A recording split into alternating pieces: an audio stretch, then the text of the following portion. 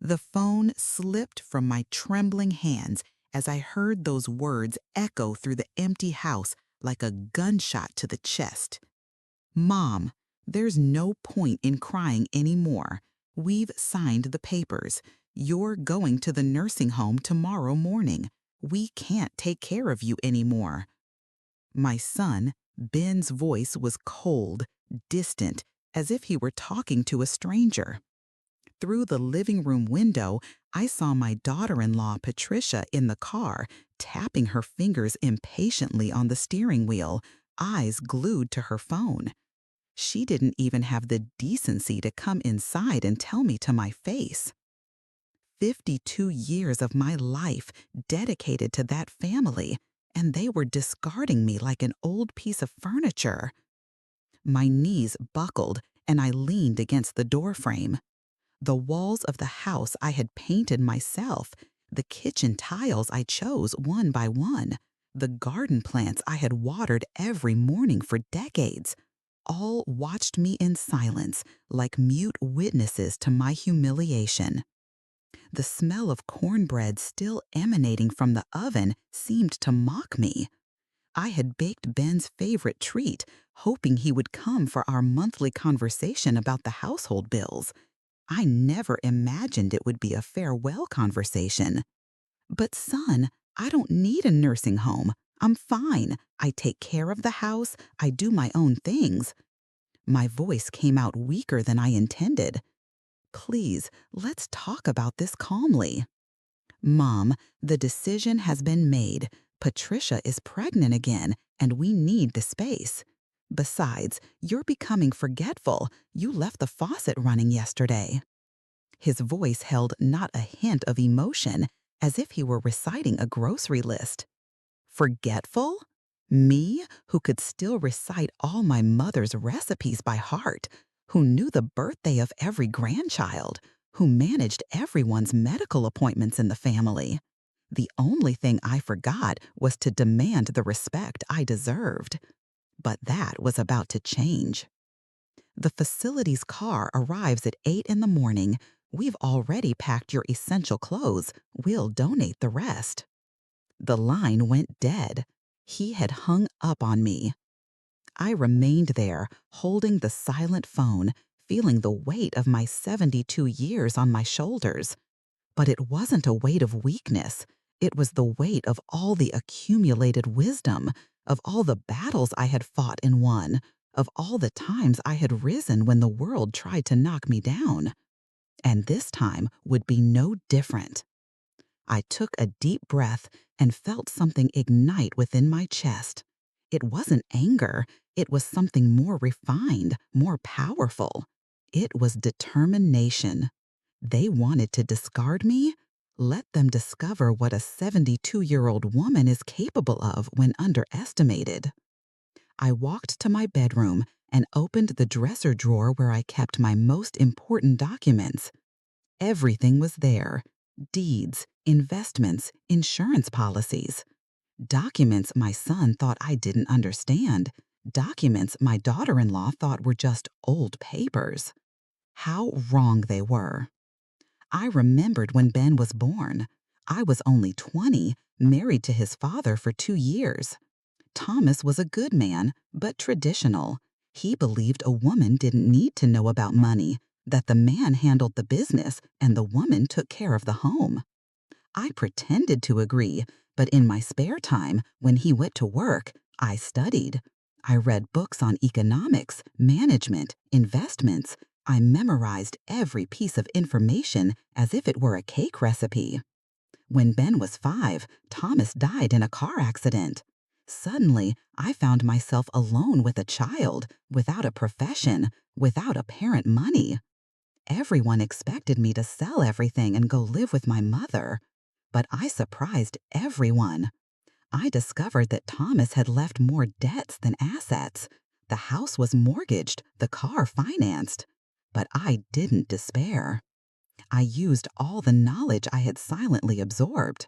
I renegotiated the debts, refinanced the house, started a small business making homemade sweets. I worked at night so I wouldn't neglect Ben, sold at the farmer's market on Saturdays, took orders for parties. Every dollar I earned, I divided into three: one-third for household expenses, one-third for Ben's education, and one-third I invested. It wasn't easy. There were nights I cried from exhaustion, days I thought of giving up. But every time I looked at Ben sleeping, every time I saw his eyes shining when I helped him with his homework, I found the strength to continue. He was my world, my reason for being. The years passed. Ben grew up, graduated from the college I paid for with the money from my sweets, became an accountant, got married. I was proud of the man I had raised. But it was when Patricia entered the family that things started to change. At first, she was sweet, polite. She called me Mom Helen and asked for advice on recipes. But I soon realized that behind that amiable facade was a calculating and ambitious woman. She started subtly, making comments about how difficult it was to keep the house with a mother-in-law around, how it would be more practical if I had my own little space. Ben, poor thing, has always been easily influenced. Since childhood, he sought approval, wanted to please. When he was a child, it was endearing. Now, at 42, this characteristic had become a weakness that Patricia exploited masterfully. She gradually isolated me. First, they moved family gatherings to her house, saying it was easier for the grandchildren. Then they started visiting me only Sundays for a few hours. Then, not even that. I, who used to be the center of the family, the respected matriarch, found myself reduced to a peripheral figure, tolerated out of politeness. But the worst wasn't the isolation. It was watching my son shrink into a lesser version of himself. Ben, who once made his own decisions, now consulted Patricia for everything. Who once called me every day to see how I was doing, now only spoke to him when she allowed it. Who once valued my opinion, now treated me like a senile old woman. Still, I persisted. I continued making the cornbread he liked, continued keeping the house as if it were a temple, continued saving every penny. Because I believed that true love is unconditional, that family is sacred, that mothers don't give up on their children. But today, when I heard those cold words on the phone, something broke inside me. Not my heart. That would continue loving my son until my last breath. What broke was my tolerance for injustice, my patience with ingratitude, my resignation in the face of cruelty. I picked up the phone and called my lawyer, Dr. Carmen, a brilliant woman I met at a lecture on estate planning. She always told me I was smarter than I thought, that I had an impressive financial acumen for someone who just baked. Dr. Carmen, it's Helen. I need you to come here urgently. It's time to execute that plan we talked about. 2 hours later, she was in my office, reviewing the documents I had set aside. Her eyes shone with a mixture of admiration and indignation. Helen, are you sure? This will cause an earthquake in your family. Doctor, my family has already been destroyed. They just don't know it yet. My voice was firm, resolute. I want you to do exactly what we talked about. She nodded and got to work. Meanwhile, I busied myself with preparations. I called my friend Connie, who worked at the reception desk of the nursing home where they wanted to put me. Connie was one of those precious people life introduces us to, loyal, intelligent, with an impressive network of contacts. Connie, dear, I need a favor. Can you arrange a visit to the nursing home tomorrow? I want to see the facilities before I move in. Of course, my dear, but are you sure you want to move in? You're doing so well, so independent. Let's just say I'm exploring my options, I replied, with a smile she couldn't see, but certainly sensed in the tone of my voice. That night, I didn't sleep a wink, not out of sadness or anxiety, but out of expectation. It was like Christmas Eve as a child. I knew that the next day my life would change completely, and for the first time in years, The change would be on my terms. At 7 in the morning, I was already dressed with my suitcase packed. Not the suitcase Patricia had made for me, with the main clothes. I had packed my own luggage with much more than clothes. I had packed dignity, determination, and a few surprises that would soon be revealed. Punctually at 8, the nursing home car arrived. Ben was outside, looking uncomfortable. Patricia didn't even get out of the car. She waved from the window, as if she were saying goodbye to a distant acquaintance. "Mom, you'll like it there. There are other people your age, activities." Ben spoke quickly, as if he wanted to get it over with. "I'm sure it will be an unforgettable experience," I replied, kissing his forehead. "Son, you've always been my pride. I hope you continue to be." He seemed confused by my calmness, but didn't ask questions. He helped me put my suitcase in the car and waved as the driver pulled away. Through the back window, I saw him standing there with an expression I couldn't decipher. Maybe it was guilt. Maybe it was relief. Maybe it was just indifference. The nursing home was better than I expected. Clean, organized, with a caring staff. Connie greeted me with a warm hug and introduced me to the other employees. But I wasn't there as a new resident. I was there as a very special visitor. "Mrs. Helen, it's so good that you came to visit first. Shall we do a complete tour?" Connie winked at me, complicit in my plan. I got to know every corner of the place, talked to the residents, observed the routine.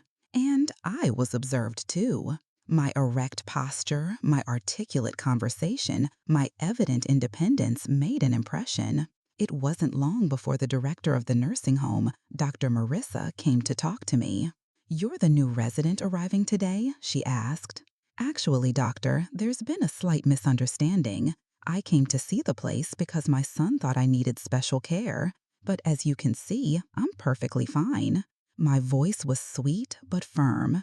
Dr. Marissa analyzed me with experienced eyes. "You seem to be in excellent physical and mental shape. May I ask why your son thought you needed institutionalization?" "Let's just say he was poorly advised," I replied with an enigmatic smile. That's when Connie approached, carrying an envelope. "Mrs. Helen, this correspondence arrived for you." It was the documentation that Dr. Carmen had prepared. I opened the envelope and feigned surprise. "Well, how interesting. It seems I've received an offer to acquire this establishment." The ensuing silence was deafening. Dr. Marissa looked at me incredulously. "How so? Acquire?" "Well, I've been investing in the healthcare sector for a few years. I have a diversified portfolio, and nursing homes are stable investments." My voice was casual, as if I were discussing the weather. For those who saw me as a defenseless old woman being abandoned by her family, that revelation caused a seismic impact. Dr. Marissa, who minutes before had treated me with the condescension typically reserved for the elderly, now looked at me with respect and even nervousness. "You're an investor?" "Among other things," I smiled. "Connie, dear, could you ask them to prepare a private room? I need to make some calls." What happened in the next few hours was a carefully orchestrated symphony of surprises. First, I called my bank manager, requesting a detailed statement of all my investments. Then I called my broker, asking for an updated assessment of my stock portfolio. Finally, I called Dr. Carmen, confirming that all the documents were in order. If you enjoy stories of overcoming adversity and female empowerment, consider subscribing to our channel for more inspiring stories like this. Each story is a testament to the strength that resides within every woman, waiting for the right moment to emerge. At 2 p.m., I received a call from Ben. His voice was altered, anxious. "Mom, are you okay? I called the nursing home and they said you're not admitted, that you only came for a visit." "I'm great, son. I checked out the place and I really liked it. So much so that I'm considering buying it." Silence on the other end. Then a nervous chuckle. "Mom, for heaven's sake, don't joke about these things." "I'm not joking, Ben. Call your bank and ask about Helen Santos Silva. You'll be surprised. More silence. I could imagine Ben rushing to the computer, typing my name into the banking systems he had access to as an accountant. I could picture his eyes widening as he saw the numbers. Mom, this can't be right. There's over 2 million here. 2,400,000 to be precise, not counting the real estate and other investments. My voice was calm, almost didactic. What do you think I did with all that candy money over the years, son? Another pause, this time longer. When Ben spoke again, his voice was different, smaller, ashamed. Mom, I didn't know. You didn't know because you didn't care to know. You and your wife assumed I was a dependent old woman who didn't understand anything about money. You assumed I was a burden to be discarded. Ben, listen to me carefully. You're coming to pick me up at 5 o'clock. We're going to have a serious conversation about the future of our family. And bring Patricia. She needs to hear what I have to say. At 5 o'clock sharp, Ben's car arrived. Patricia was in the passenger seat, and for the first time I met her, she seemed small, intimidated. When they entered the nursing home, all the staff greeted me with deference. The news that I was an important investor had spread. Dr. Marissa received us in her private office, treating me with the deference reserved for great benefactors. Ben was visibly embarrassed. Patricia could barely look me in the eyes. "Have a seat," I said authoritatively. "We need to talk about a few things." "Mom, I want to apologize," Ben started, but I raised my hand. "It's not time for apologies yet, son. First, you're going to listen to me." I took a deep breath and began to speak. I talked about the years of loneliness, about the visits that became increasingly rare, about the disrespectful comments, about the feeling of being tolerated instead of loved. I talked about the love I dedicated to the family, about the sacrifices I made, about the dedication I offered without asking for anything in return. You judged me an outdated, incapable, dependent woman, but I was here, building an estate, planning for the future, managing the family's finances even without you knowing. While you saw me as a nuisance, I ensured you had financial security in case something happened to me. Patricia finally spoke, her voice small and trembling. "Mom Helen, I didn't know you were rich," I finished. "No, dear, you didn't know I was intelligent. You didn't know I was capable. You didn't know I was a complete woman with dreams, projects, knowledge. You only saw me as an inconvenient mother-in-law." Tears streamed down her face. Ben had his head down, unable to look me in the eye. "Mom, how can we fix this?" he asked, his voice filled with remorse. "First, you're going to learn to respect me, not because of the money, but because of who I am. Second, you're going to truly include me in the family, not as an occasional visitor, but as the matriarch I've always been. Third, you're going to listen to me when I speak. You're going to value my opinion. You're going to treat me like an intelligent and capable person." I paused, letting my words sink in. "And fourth, you're going to apologize, not just now, but through your actions. You're going to prove you deserve my forgiveness." Ben got up and came to me. He knelt beside me, something he hadn't done since he was a child. "Mom, I failed you. I failed as a son, as a man, as a person. I let myself be carried away by a dynamic that was wrong from the start. I should have defended you. I should have valued everything you did for me. I should have realized I was hurting the most important person in my life." His tears wet my hand. I felt my heart clenching, but I maintained my composure. "Ben, I forgive you, because mothers always forgive. But forgiving doesn't mean forgetting. It means giving a second chance, and chances aren't infinite." Patricia approached, hesitant. "Mom Helen, I have a lot to learn. I grew up thinking that a mother-in-law was always a problem, that in-laws were always conflict. I didn't know how to be a daughter-in-law, how to share the son I loved with the mother he adored. I acted out of fear, insecurity, selfishness. I apologize and I promise I'll do differently. I looked at her, searching for sincerity in her eyes. I found it. I also found vulnerability, regret, and something that seemed like the beginning of genuine respect. Patricia, family isn't a zero-sum game. Just because you love my son doesn't mean I'll love him less, or vice versa.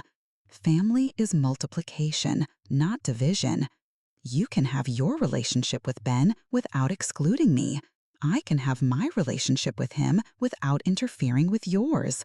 We can be allies, not rivals. The transformation that followed was gradual but consistent. Ben and Patricia started visiting me regularly, not out of obligation, but for pleasure. They began consulting me on important decisions, valuing my experience, and truly including me in the family. I decided not to buy the nursing home. It was just a power play. But I made regular donations, improved the living conditions for residents without family, and created a support program for abandoned seniors. I turned my pain into purpose. Patricia and I developed a relationship I never thought possible. She started seeking me out for advice on motherhood, relationships, and life in general. I taught her my recipes, my housekeeping secrets, my philosophy of life. She taught me about technology, the changes in the modern world, and the perspective of the new generation. Ben became the loving son I knew, but he was also my friend, my confidant, and my partner in some investments. He took over the management of part of my assets, always consulting me, always giving me an account of everything. But the biggest transformation was in myself. I discovered that I didn't need to be invisible to be loved, that I didn't need to accept disrespect to keep the peace, that I didn't need to dim my light for others to shine. I discovered that a 72-year-old woman can be powerful, independent, and respected, that age isn't synonymous with irrelevance, that experience is a treasure, not a burden, that wisdom is a superpower, not a weakness. 6 months after the nursing home episode, I threw a party to celebrate my birthday. Not a discreet celebration tolerated by the family, a grand party.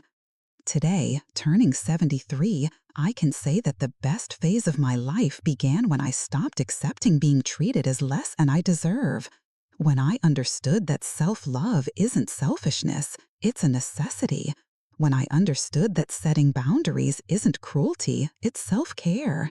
The lesson I learned and want to share with all the women who, like me, once felt invisible, unvalued, or discarded is this: you are stronger than you imagine, wiser than you realize, and more valuable than they let you believe. Don't let anyone diminish you, not even those you love. True love builds, it doesn't destroy. True family includes, it doesn't exclude. Today, when Ben calls me every day to see how I am, when Patricia sends me pictures of the grandchildren with loving messages, when the family gathers at my house for the Sundays I organize, I smile. It's not a smile of victory over them. It's a smile of victory over the circumstances that try to diminish me. I am Helen Santos Silva. I am 73 years old. I have $2,400,000 in the bank, 3 properties, a family that loves and respects me, and self-esteem that no one will ever be able to shake. And if that's not power, I don't know what is.